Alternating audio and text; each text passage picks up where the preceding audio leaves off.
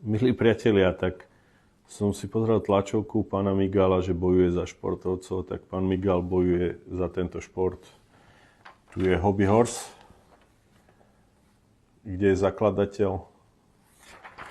Tu je návrh zákona, kde hovorí, že na takéto športy každý rok musí ísť v súčte 450 000 eur.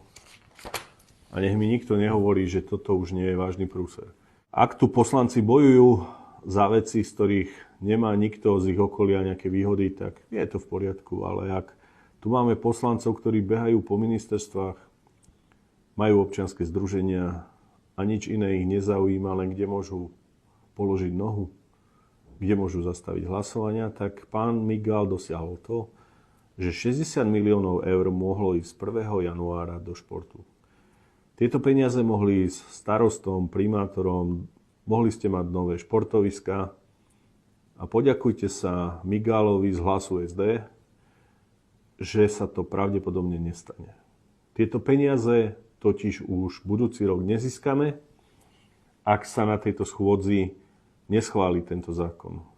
Je mi veľmi ľúto aj to, že KDH sa takisto nepostavilo na stranu tohto zákona. Pán Majerský je župan a na fonde na podporu športu je 40 miliónov eur žiadostí starostov aj za KDH. Ale ja sa z toho zbláziť nejdem.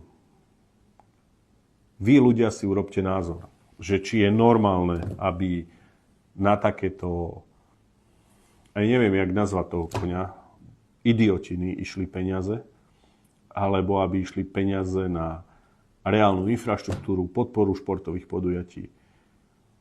Urobili sme, čo sa dalo. Rokovali sme, ale takisto sa nenecháme vydierať.